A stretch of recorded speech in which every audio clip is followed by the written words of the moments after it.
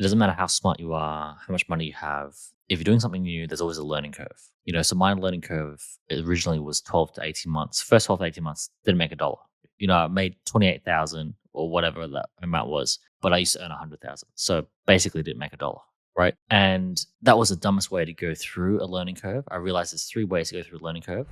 Welcome back to Built Online, the podcast where we dive into everything online business. Here we explore the minds of creators who are building online businesses to power their dream lives and ultimately transform economies. I'm your host, Cody McGuffie. And if you're new here, I'm the founder and CEO of EverBee, a creator commerce platform where we believe that everyone deserves the opportunity to pursue their passions and to live life on their own terms. We're on a mission to make creator commerce accessible to everyone throughout the world, no matter where they are, and to make a positive impact in our families and our communities. And we believe that everyone that truly commits to a vision and pursues it with an undeniable force of will, that they will ultimately succeed. I'm really excited about today's show.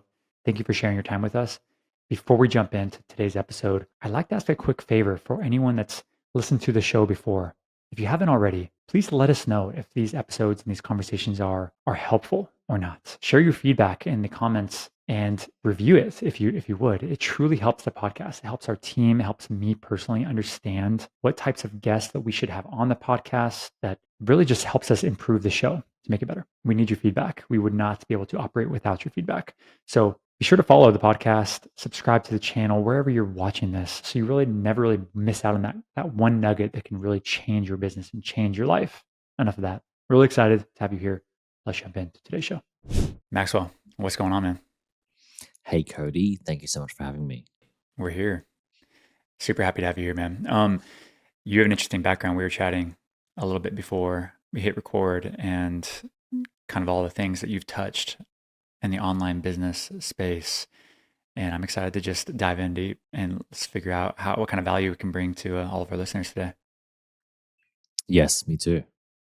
Awesome. Would you mind sharing a little bit about maybe some high level stuff? You've done a lot of stuff in your career, but maybe what are some of like the big rocks that you feel like you're just most proud of in your business life? Yeah, so I built a $2 million a year, which we got that to that point in less than 2 years. So that was very fast growth, crazy, a lot of sales, a lot of leads, where we would sell courses between one, five, and $10,000. We had over 1,000 clients by the end of it, and I did more than 2,000 sales calls myself. Wow. So I did everything. I ran the ads, did the operations, hired and fired more than 50 people, hired people, virtual assistants in the Philippines to salespeople in the US, in Tampa, uh, to writing copy, to writing the ads, to building the websites, did everything. That's amazing. Typical solopreneur, right? Trying to figure it out, and then eventually you scale and probably have a team, a small team that helps you. I think there's a lot of people that listen to this and they hear course and they don't really know where to start with a course. And it's interesting to hear you, like, I think you mentioned this, that you did this, you grew this thing to 2 million a year, but then you said you wouldn't do it again. Is that right? Yeah. So I'll walk you through the journey. So I would never recommend starting with a course, cold, because a course takes a lot of time. We had pre-recorded videos, we had a whole YouTube channel, we had coaching sessions, group coaching, one-to-one, homework, worksheets, Kajabi, everything, right? A lot of setup, a lot of CapEx, which isn't a lot compared to if you were going to open a coffee shop and pay 3 months of rent, all that type of stuff. But in the online world, it's a lot of CapEx. CapEx meaning, so if anybody doesn't know what that is, capital expenditures, right? Just upfront cash, like what's coming out of pocket before you're really even in business. Before you can make a dollar. Yeah, exactly. As an entrepreneur starting off, I didn't have any cash. I didn't plan to be an entrepreneur. I totally burnt out my job. I said, you know what? I'm ready to try now. Right. So what I'm saying is I didn't have a backup plan, didn't have savings, didn't have, a car to sell, didn't have a house to sell, just jumped 2 feet in and said, let's see how it goes. So I had to make money. And when you have to make money, you think, what can you sell? So I started selling services, digital marketing agency services This is before the course. before the course selling business. Yeah. And then the digital marketing agency selling services taught me what I needed to know to then build the course. And I also had a bit of a client base, and also I basically packaged up my services into courses. So a lot of people find courses sexy and alluring because it's like pure profit margin, you're selling information or whatever. But I love being really, really pragmatic. So I would rather take 3 steps with very little risk, systematically, strategically, instead of try to shoot for 10 steps in the same time period with 50% risk, I see. right? I want to break that down Yeah. further. But before I do that, sounds like the story is I'm just going to try to put the puzzle pieces together. You have no money. Mm, You want to sound like you wanted to be an entrepreneur, whether you knew it, mm, what the name was or not. You started an agency business. Sounds like a what do you call it?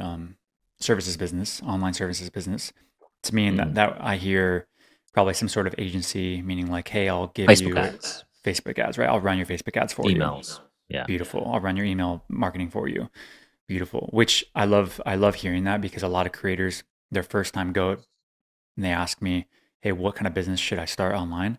Uh, that could be one of the first ones that I would recommend because So easy. everyone has that problem and everyone is willing to Mm, pay a specific amount, a pretty good amount of money to solve that problem. mm, Now you do have to get good at the Facebook ads or the email marketing to provide a good service. Of course, that's the barrier. But the point was is there's a lot of people out there that a lot of companies out there that need that. So it's beautiful that you did that. Then you get to learn on the job and you get really good at this. For example, Facebook ads for you, and pretty soon you can now package up a course mm, to sell that information more at scale rather than have clients. Is that what you did? mm. You had your Facebook ads course? It wasn't Facebook ads by that point, but I started with Facebook ads. Just went into general business coaching, which was more about building your brand, uh, acquiring clients, doing sales calls, direct messaging, making content. Yeah. Beautiful. And so what I'm hearing is you have this course on business coaching, which is a beautiful niche to be in because you're probably passionate about business at this point. Yeah. You've cut your teeth. You made a lot of money probably in business, so you've gotten pretty damn good at this. You understand what problems there are in the market, and pretty soon you're selling courses for 1,000, 3,000, and 5,000 ticket prices, Yeah. 1, 5, and 10. 1, 5, and 10. I want to go in more there. Um, but how was that feeling? I mean, how was that feeling from going this process of agency? Now all of a sudden you're coaching these people and coaching people, and you're charging 1,000, 5,000, and $10,000 for this. It's a pretty big amount of money.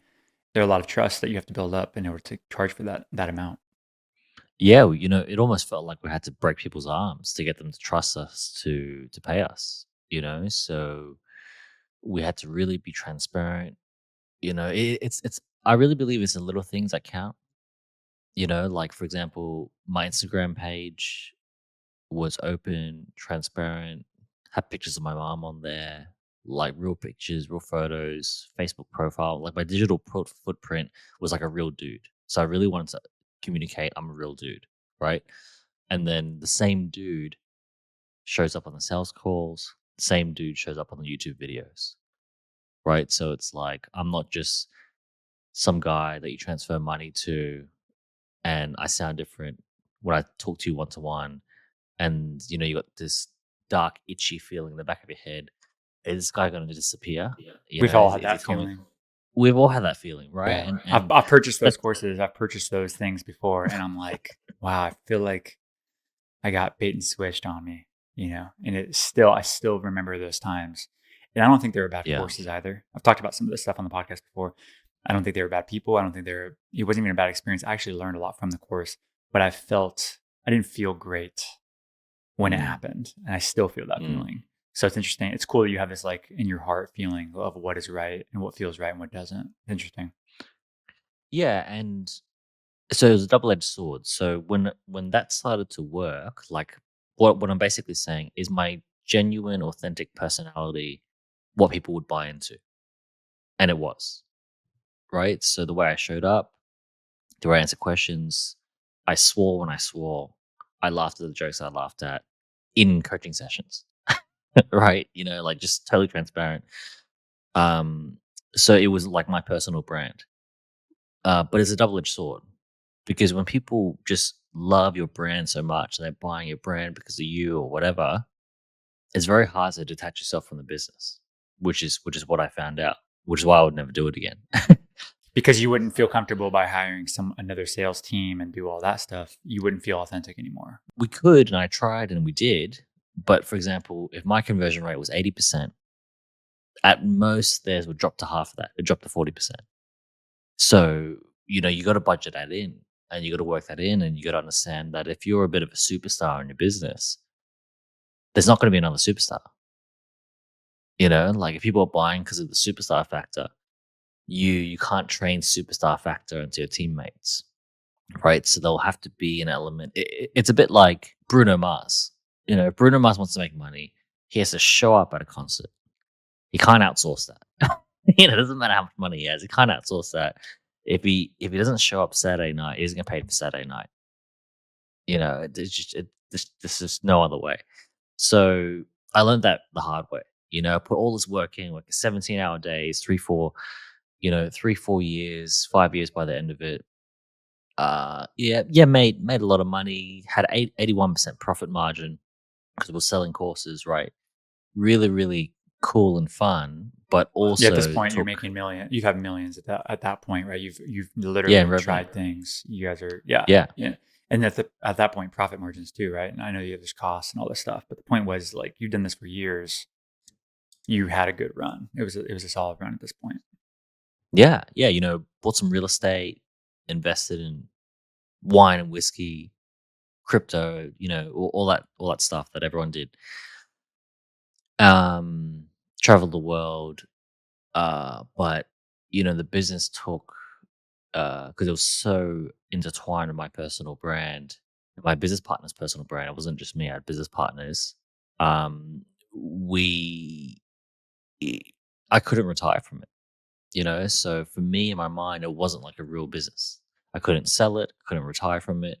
It was a glorified, super high paying job as like a mini famous person that You I know, accidentally created for myself. Maxwell, it's interesting to have this conversation because this is the reality. I think this is the reality, at least. I have a lot of friends that are very, very successful coaches, and they really, really enjoy what they do and love what they do. They're probably not 5 years into their journey yet. They're less, so maybe they haven't really come to that conclusion yet. But the way I see, that's why when we were building EverBee I didn't want it to be. We've had so many opportunities to be like a coaching type of thing, and we've offered some courses and stuff, but it was never. We were always a tech company first, not because I didn't enjoy coaching people and helping people. I love doing that. But as soon as you make it your job, it is your job, and you have to. You're on this kind of this hamster wheel of like you have to show up. You have to actually be that person. Otherwise, you start to dilute like your brand and your authenticity. And nobody really talks about, hey, do you sell the course? Like, can you sell can you sell the company, the course company one day, or can you sell that personal brand? And it's like, no, I don't believe so, right, Maxwell? I mean, you tell me, but I don't logically, I don't think that I can go and sell Cody McGuffie's personal brand that sells course that Cody McGuffie teaches. Tell me though. No, you can't, right? And or whoever buys it won't buy it for a lot because they can't work the machine. Like when you sell someone a car, they can put the key in, they can drive the same way you drove. They can't drive that car the same. It's missing wheels when you move out from it, right? So they would maybe buy the email list. They basically buy the parts of the car rather than buying the Exactly. entire car. But they can't get the whole car. They can't go as fast. So what did you do? I love this because we could be literally helping somebody avoid making this mistake or decide, hey, sounds like Maxwell did pretty damn good for himself for a while too. I'm going to do this for a while too, and that's okay. I'll just have some sort of plan after that. Either way is probably a good outcome. Probably right. Yeah, you just want to. I just would love people to go in eyes open, right? So when I coach people, people want us to do what I did. right? So I was coaching this one woman, super successful coach. Had clients like Aston Martin, like top shelf clients. Had coached Microsoft, had coached Apple teams, and I asked her a question. I said, "What's your plan to retire?" Because I never asked myself that, but now that's my litmus test. And she said, "I don't have a plan." She said, "I'm having so much fun, making so much money. Work for myself. I worked in corporate before. All the freedom boxes are ticked. I'm not even thinking about slowing down." I'm like, "You should think about what if you had to slow down? How would you do that? What would it cost?" Because it hit me like a brick wall. Because one day I was like, "I'm tired. I'm really, really tired." Like, yeah, like the money's cool and I could keep running, sprinting on this treadmill every single month and bring this, mid five figure amount into my bank account after tax. But I'm not happy, so it's not worth it anymore. And it hits you like that, right? And I was in the worst position because you don't want to be thinking about selling or exiting your business when you're tired, because then you make quick rash decisions, right? I was very lucky that I had two other business partners and they wanted to continue. So I said, "Pay me this amount of money and you can have it all." So I had like a succession plan type of exit, not like a big cash exit, bit of cash, but succession plan type of thing. But most people don't have that luxury, so you have to really, really plan. How you're getting in, how you're getting out, just like how a pilot would think, right? So a pilot doesn't take off unless they know where they're landing. So you have to know where you're landing to maximize uh, it. Otherwise, I promise you, you'll be like, "Man, why did I think of this sooner?" Mm. For the people that do, they're like, okay, Maxwell, I get it. I get that, you get tired, but like, I want that luxury. I want that problem. I want to be Yeah, successful in doing this, I and would have I said the want same to. thing. Yep. And I want to sell this course, and maybe I don't even know the course yet. I just know that I want to have that outcome of like the $2 Mm, million per year business and successful, mm. and feel like you have this personal brand that people are asking you, looking to you as a thought leader. For the people that are still interested in doing this and can figure out the other stuff later on, what would you recommend those people do to get started in this? Yeah, good question. So if I was to do it all over again, I thought about this as well. If I was to do it all over again, I would focus on building assets that outwork me, rather than building a sales machine. So we had a sales machine where we ran ads, we generate leads. We had six people in the sales team. I coached them 3 days a week. I coached them in between one to one, and I managed to get that sales team to like be the Chicago Bulls. Like they were dialed in, high performing animals that love being there, culturally earning the most money they've ever earned, type of thing.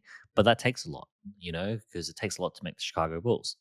So, When you say assets uh, that work for you or more than you, what do you mean by this? What, for example, like let's break it down to like the person yeah, that's never even sold anything, like a course yeah, online. yeah. What does So assets mean? this Yeah.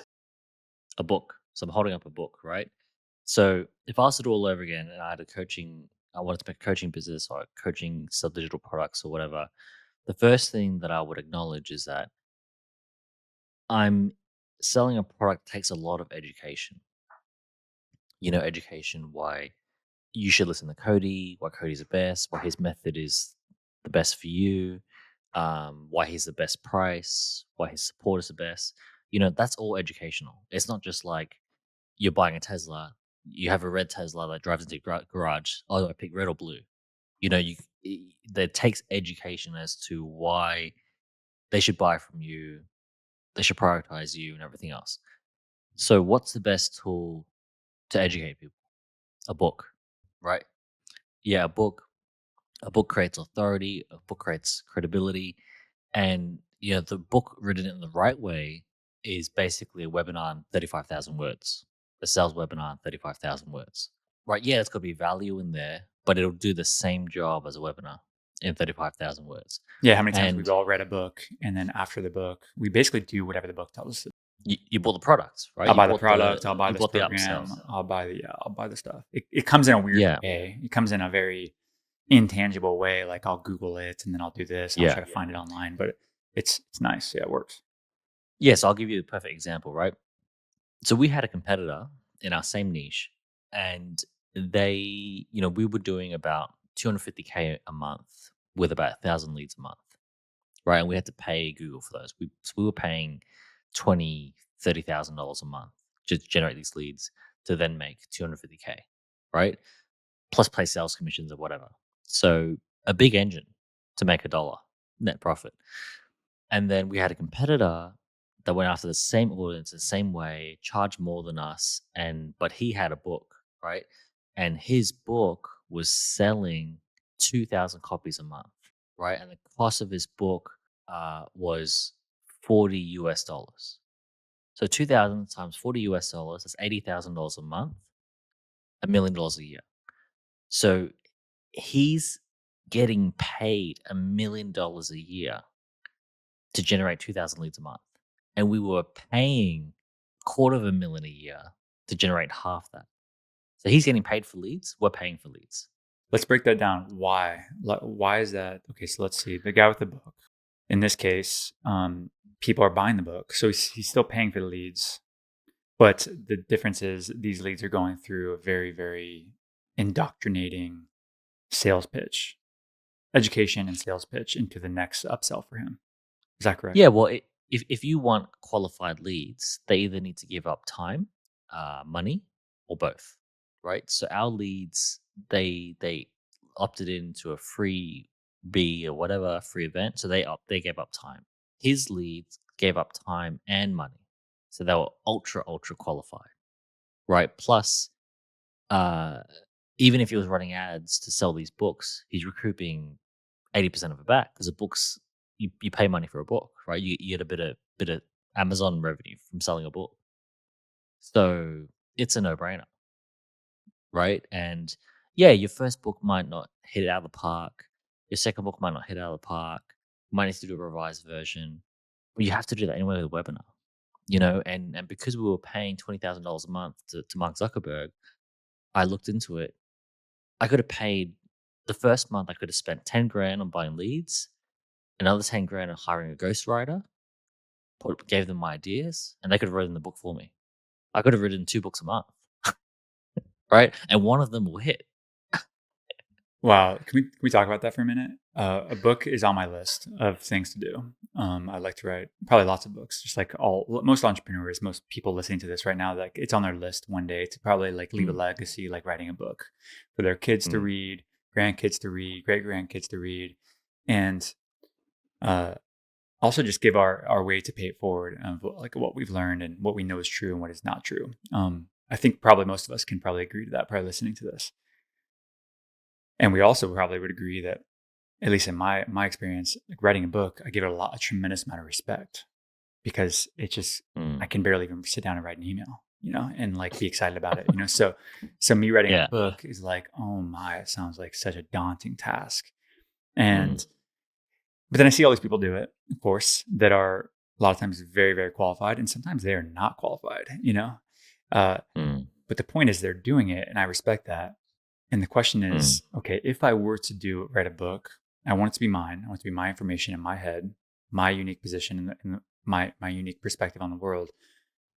But I really don't. I'm not a great writer. I don't enjoy mm. writing. Is it possible for me to write a book given that Yeah, circumstance? 100%. And then how does it look like? You mentioned ghostwriter. What is the best way to write a book if you do have a lot to share? Look, I have friends that write their own books. I have friends that hire ghostwriters. I have friends that do a little bit in between. And, what it comes down to is what's your appetite? Like the people that write their own books, they enjoy it. They love the process. They love thinking about new ideas. It's a creative outlet for them, right? So they've learned to love the climb. They're the guy at the gym that loves feeling sore. Some people hate feeling sore. And if you hate feeling sore, that's fine. But you're not gonna magically love being sore just because I say so. So work out what your strengths are, what your weaknesses are, and just find a solution for them. Just like anything else in entrepreneurship. Like, yeah, I wish I could close more deals if I was taller and better looking. Whatever that stupid thing hurdle you put in front of yourself, right? So in that case, you'd hire somebody taller and better looking, and basically sync with him and To make write your sure that he book. says the right thing. Yeah. Exactly right. Yeah. Okay, got it. So now, can you do that? And it's interesting the way that we're talking about it. Of course, the answer is yes. But Mm, my fear in my head, and I think a lot of people listening to this right now too would have the same fear of, okay, I hire this ghostwriter. mm, How does this work? Because I really want this to be authentically me. And mm. so are ghostwriters just that, like, they, depending on the person, like they can be that good actually to take your ideas in your head, extract them, put them in your words just like you would put them, but they just do it better? Well, let me answer this question another way. A large portion of the successful people you know and the books that you've read were ghostwritten That's an in unlock. some way, shape, or form, Tell me more. Why? Why right? is that true? So, And how is that true? because I've met ghostwriters that have really big businesses, and I'm like, this is like a dark art, like 'cause I didn't know how I felt about it at the time, and I was talking to them, getting to know them more, and they said this industry is huge, like at least the first manuscript is like it. I don't want to use someone's name, but I know, me neither. But I do want yeah, to like call out somebody famous, right? Okay. yeah, yeah. But so Let's call it let's Tony Robbins, right? imagine. Tony Robbins is bigger than I was just all of thinking about Tony Robbins. Yeah. right? So like, So do you think Tony Robbins is writing his own books? I don't think so. I can't imagine him writing all of his own books anymore. uh, I think he did definitely, but I think he's systematized a machine. And I'll give you an example. I think the book on health. I think Life Force.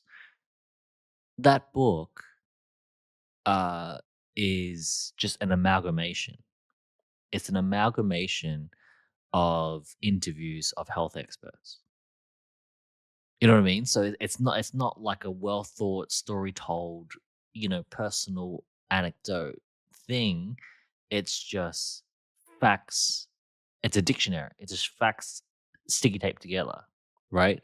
And there's a few books like that, like Seven Habits of Highly Successful People, Atomic Habits.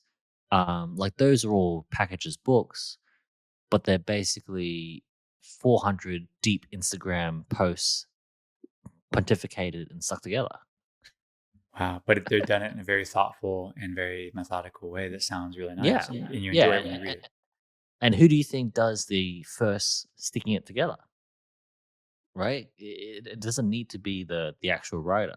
But yeah, there's a writer go through and publish it and whatever. But that first manuscript, the hardest part, is you can give yourself a head start for the hardest part. Wow. That's very interesting.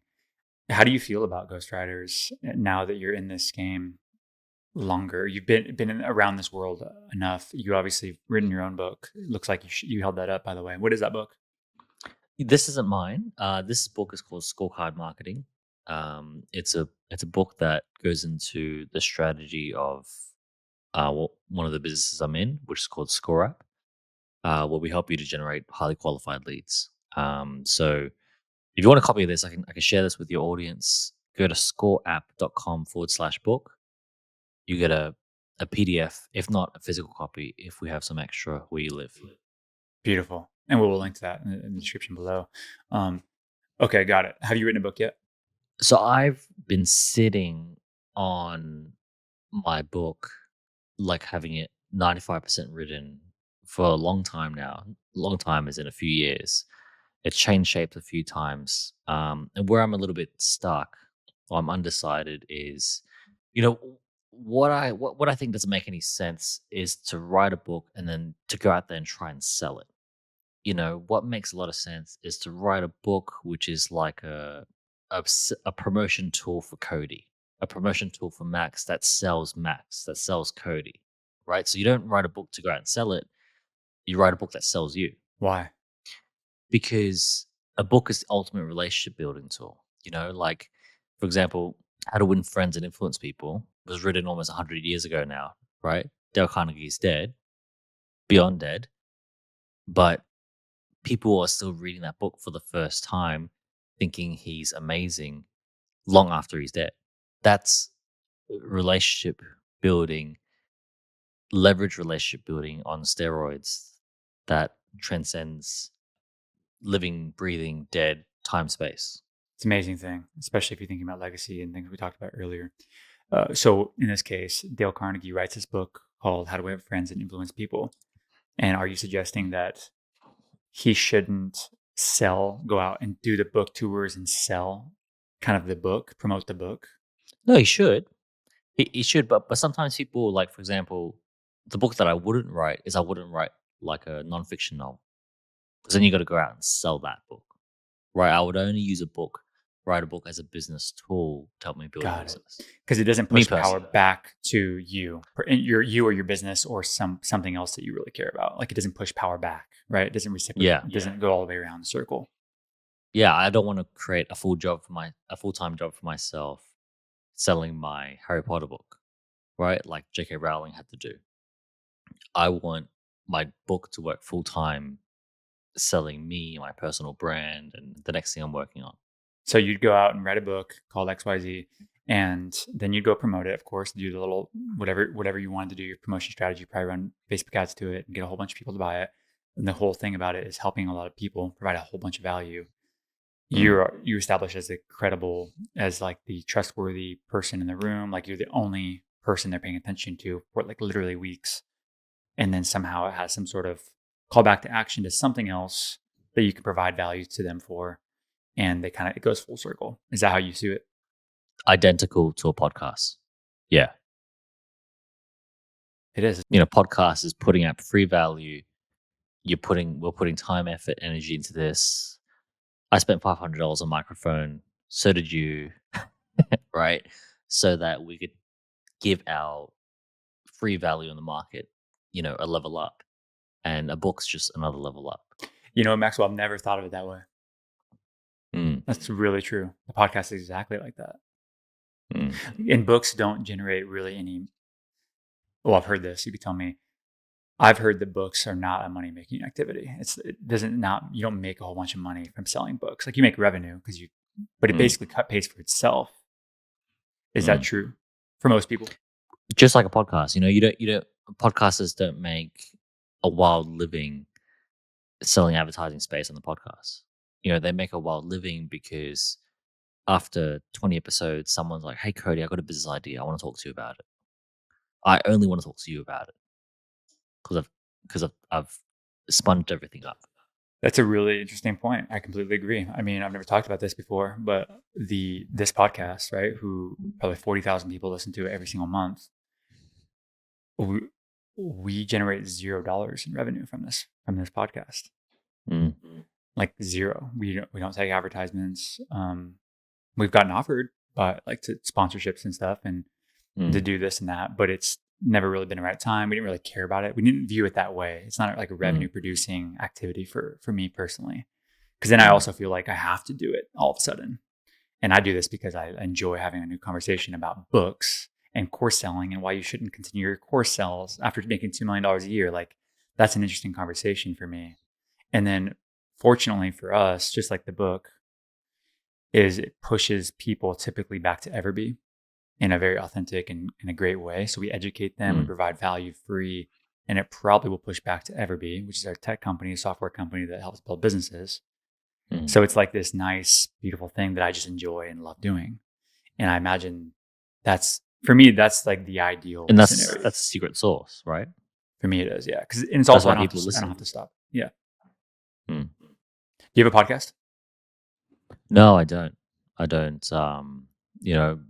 I have my version of a podcast is I have a WhatsApp group with 100, 8, 9 figure investors, and we share investments, and that's sort of how I build my authority, credibility, audience in the investment space, which is what's important to me. So is your main thing, we didn't talk about that a lot.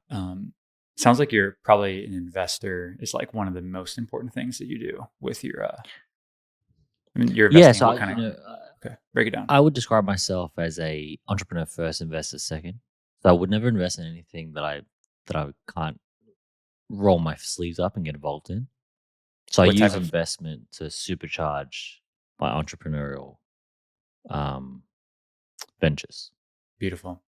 When, what type of investments do you typically invest in?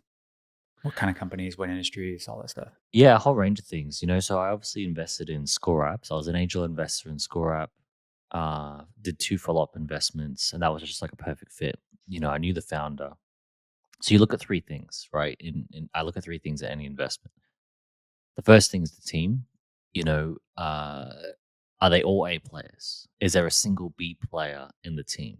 Because a B player will kill an A player team. A single B player, he'll drag down his position, her position. They will frustrate two others and slow down the rest. Right. So the whole thing operates average at a B level. So is everyone an A player? Is everyone aligned, incentivized? Are they all going? Do they all want to go to the same place? If the goal is $1 billion exit, if a single one person on there says, no, I just want, you know, a $10 million exit, that's going to rip the business apart from the inside. Very slowly, it's a very slow cancer, but it's a cancer because I've seen it before. And then there is the revenue model.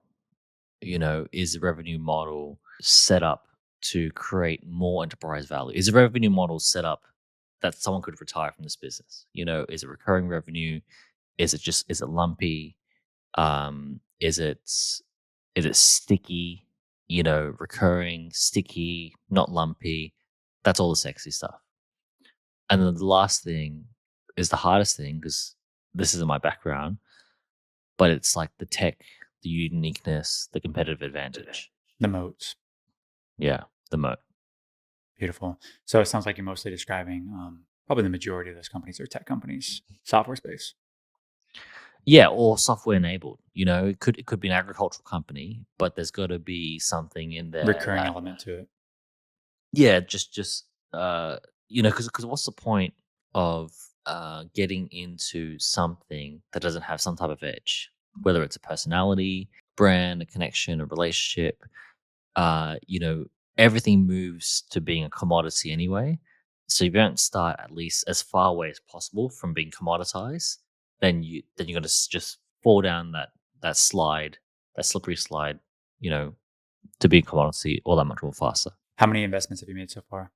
I made a lot, like not quite 100, but like 50 or so. It's a significant amount. I mean, it's fair to Yeah. say. I would say that's like seems like almost like a full time angel. How long have you been doing it now? Altogether, probably like 10 years. But some of that includes real estate, which I think everyone should count as an investment. You shouldn't forget that that's an investment. Yeah.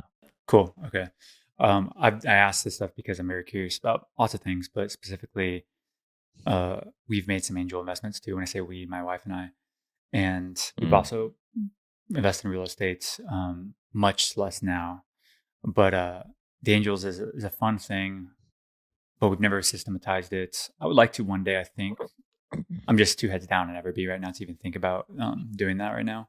mm, But it's a fun thing when you get to like help build fund somebody's dream, and mm. you get to help them kind of go along that ride Yeah. financially, and then It's also with just strategic advice, just being a sound member for them, a soundboard for them. Yeah, 100%. What's really interesting to me is people ask me, what do I like to invest in or whatever. And the best things to invest in are the boringest, which I'm sure is very true in e-commerce as well. I'm sure like everyone wants to own their own version of Gymshark. I'm a gym junkie, and I've thought about it a million times. I've almost bought samples half a million times, but in deep in my heart, I just knew it's not a good idea because I'm competing against so many other things. So many things could be a fad. It's quick in, quick out. You have to pay for advertising, pay for marketing. And what I've really learned is if you're in business to make money instead of expressing yourself creatively, like the best is to have both. Like you make money and you get to express yourself. So you're like an artist that gets paid to paint whatever they want to paint instead of what they're being paid to paint. You know what I mean? I do. Because they go out there, they express themselves, and they get paid a whole bunch of money. It's like win win win. It's like Usain Bolt getting paid to just run, which is what he does, right? It's perfect alignment.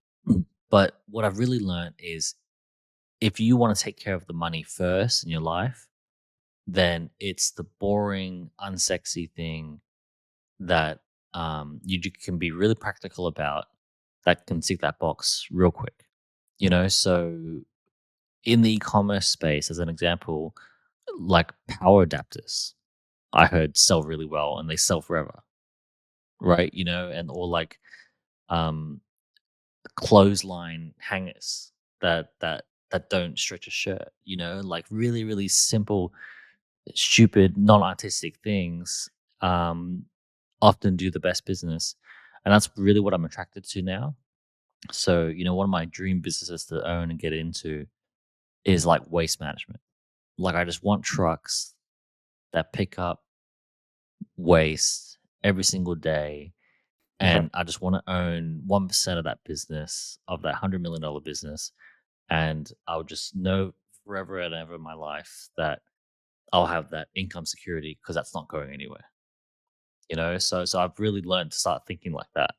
It's interesting. Yeah, the boring businesses. It's a perfect example. Like waste management. I think of another one as like HVAC industry, right? Heating and air.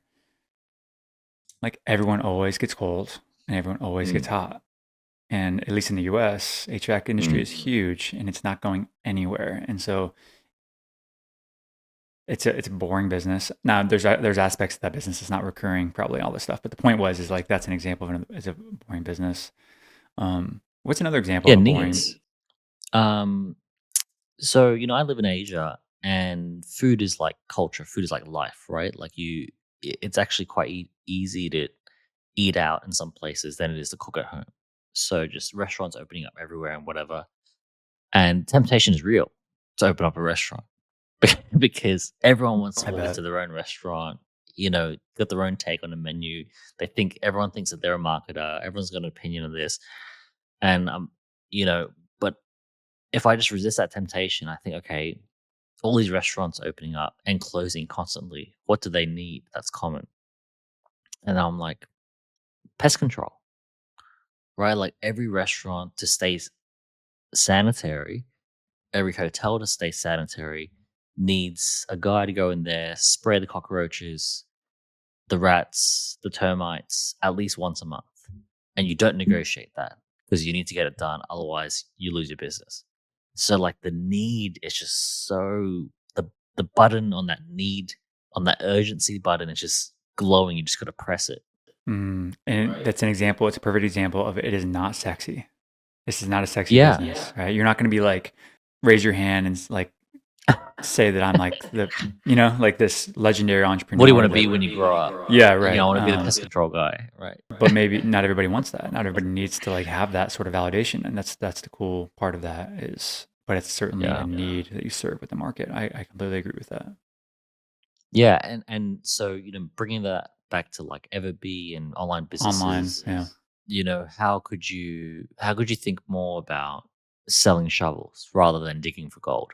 Like digging for gold's more exciting and it's fun and there's potentially huge upside if you're digging for gold and you never know what you might hit.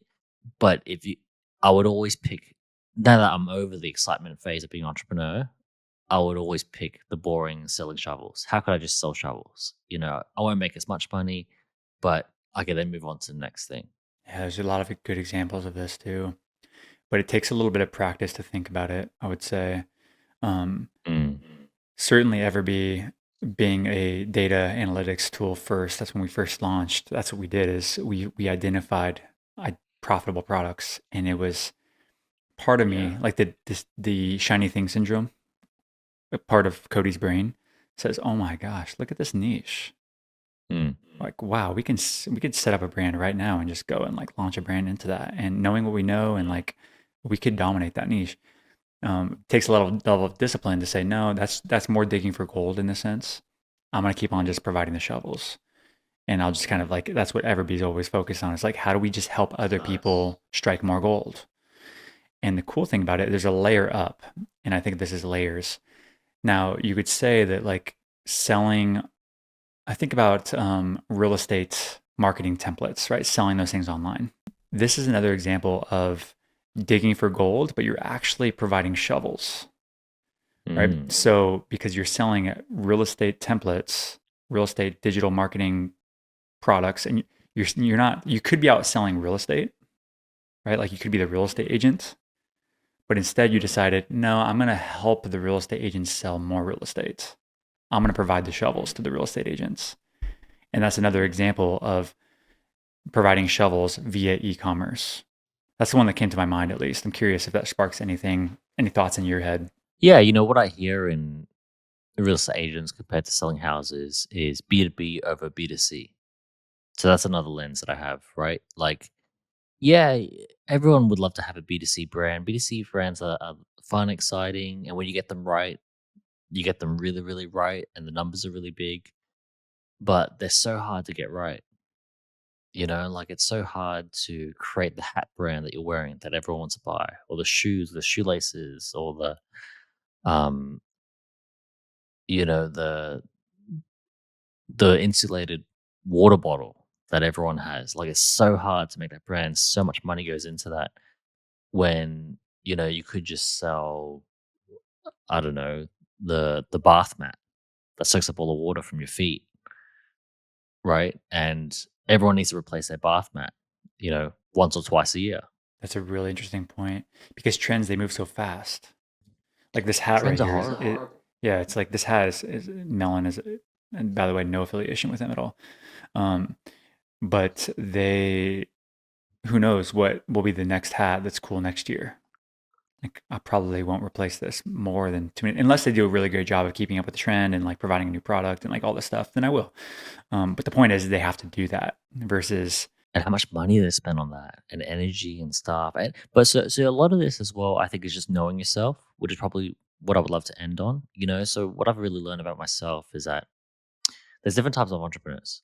There's a very disciplined, systematic entrepreneur who's like a worker bee. They want to go up to work, they want incremental improvements, they want improvements every day, and they want to do the same thing. And like consistency and security is what they crave, right? So they're like a worker bee. I'm not a worker bee. I'm like a lion. So I like short sprints, but when I sprint, I can take down an elephant task, right, on my own. And I only sprint within a key period of the day. So I only really work 120% productivity between the hours of uh, 7 to 12, and then I'm useless.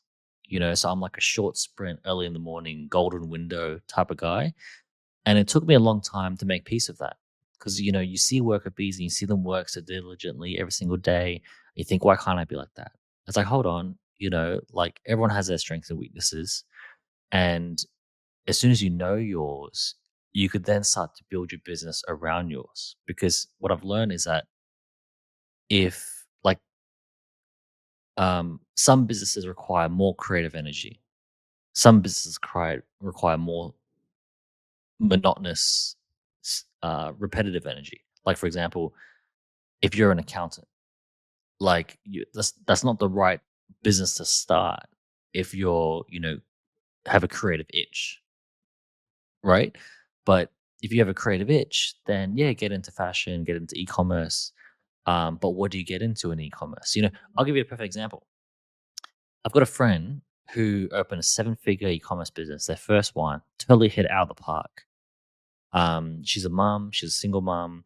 She sells like these little bowls that have suction cups on the bottom.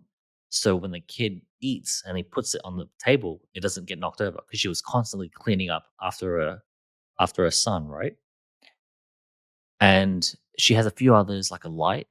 um, that's motion sensor, that has cool, like, like there's a bear and there's a pig, and she actually had a private equity group reach out to her and say, "We've looked at your numbers on Amazon. We'd like to offer you $3 million to just buy that one product, the s- the sen- the, l- the light sensor product." And she said no, and I was like, "Why did you say no?" That's you'd have to sell. This thing only costs like $10. Like, how many units would you need to sell to make that amount of money? And how long is that going to take? And she said to me, um, "Max, I'm not in business to make money. I'm actually not in business to make this type of money. I just love building my products and seeing people use them." So she's all about the creative itch, and she just happened to make a lot of money. And she turned down a lot of money when someone else is like, "No, give me the roadmap, give me the steps. I want to follow the steps for $3 million exit like yesterday." Mm, that's true. And both, by the way, both are totally okay, depending on where, as long as you know Yeah, yourself is the key, right, to that. and be okay with that, And I said to her, "Wow, like I've not gone for that, but I respect that um you stuck to your guns, like you're here to hold on to your brand and scratch that creative itch, and that means more to you than money." Yeah, I get that. Let's wrap up with perfect time for some rapid fire questions. You ready? Perfect. All right. What's your favorite business book? Um, Either oversubscribed, written by my business partner, or Outsiders. I don't think I've written or read any of those books. Outsiders. Who's Outsiders by? I can't remember the name of the author, but it's about he basically studies, I think, 7 CEOs who didn't fit the typical CEO box of like an MBA from Harvard or Stanford or whatever, and they outperformed um, Jack Welch at GE by 15 times as a minimum, up to like 60, 120 times. William Thorndike. Yeah. Yeah. And what was interesting about all these people is that they were all engineers, pretty much, or mathematicians. Like, they weren't business people, they weren't economists, they weren't financiers, they weren't accountants. They were just solving math problems in big businesses. Wow, interesting. What's the one thing that you wish that you knew before starting your business? I wish that I knew that it doesn't matter how smart you are, how much money you have. If you're doing something new, there's always a learning curve. So my learning curve originally was 12 to 18 months. First 12 to 18 months, didn't make a dollar. I made 28,000 or whatever that amount was, but I used to earn 100,000. So basically didn't make a dollar, right? And that was the dumbest way to go through a learning curve. I realized there's 3 ways to go through a learning curve. The first way is you're not making any money and you have to invest to pay for your own learning curve. That's the worst place to be. That's what I do, because you get hit twice because you're not making any money, plus you're spending money to try to learn, and you're on a time limit because you've only got so much money. The next option is you go work for a really good entrepreneur as an apprentice for free. You're like, "I want to learn from you. Just I'll sweep the dishes, like I'll do anything. Just let me learn from you, but I'll do it for free." And the best case scenario is a really good entrepreneur actually pays you something. So you're getting paid to learn a really valuable learning curve. Hmm. What's an example of that one? Most people wouldn't do this, but I think about doing it a lot. Find the best entrepreneur you could find and go be their executive assistant. Go be their EA. Go be their EA, arrange their calendar, pick up the phone in between them, respond to their emails, and you'll get to see the you'll be the closest fruit to the tree. You know what? That's so true. I wish that more people would take that advice. I don't Yeah. even think I would. I don't think Especially I would even take that advice either. But I think that people should. You know, Yeah. um, like our EverBee is where I consider us very small still, but compared to where I wanted to be 3 years ago when we started the company, we're massive, right? So we have 40 employees across the world. Wow. and hundreds of thousands of users and customers. And if I could, I try to tell my like, I don't know if I tell them, that's the bad part probably, but my nephew, for example, who's like 17 years old, I'm like, if you just interned here, if you just like Mm. It's a did it, no-brainer. Like, yeah, in hindsight, it's a no-brainer. it's a no-brainer in hindsight. Yeah, it is. It's a no-brainer. Now, I don't know if I would do it either, but I think that I think people should. I think we should do it. I agree with you. Like, imagine if someone was just, hey, Mm, Maxwell, you're doing all this stuff. You're investing in all these companies. You have so much experience, so much wisdom to share with me. mm, Can I just, how can I be of value? And maybe even instead of asking that, you probably go to ChatGPT and say, how can I be of value to Maxwell? mm. And it'll probably give you a bunch of Smart. ideas that you just bring the ideas straight to Maxwell and say, hey, Maxwell, here's what I want to do for you for free, Mm. no charge. Like, I just want to learn from you. I'm here to learn, not to earn. And you probably have a hard time saying no to that. You do something for that person, probably, Yeah, assuming they're you do trustworthy. something, and the joke is that look, if you look at two examples, right? So when I went through the painful learning curve, spent all this money, didn't make a dollar for 18 months. If I had the luxury of learning from a really good entrepreneur for 3 months, I would have gone through the same learning curve because I'm obsessed. I was hungry, all the right motivation, but I just didn't have that leadership, that mentor, that framework, that whatever. That's one example. Another example is every entrepreneur that I look up to that's ahead of me, so to speak. Um, I got into entrepreneurship game when I was like 25. They got into it when they were 17. So just Just time. failing early, failing faster, failing cheap, because the world is cheap when you're 17. It's less cheap when you're 25, right? The world is less cheap when you're 35. And just push yourself through that, worlds apart.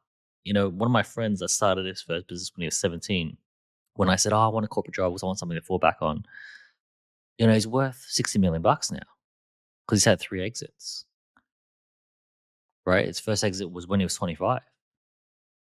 So just that, that little course correct, that little 1 degree of course correct, just can land you on the moon.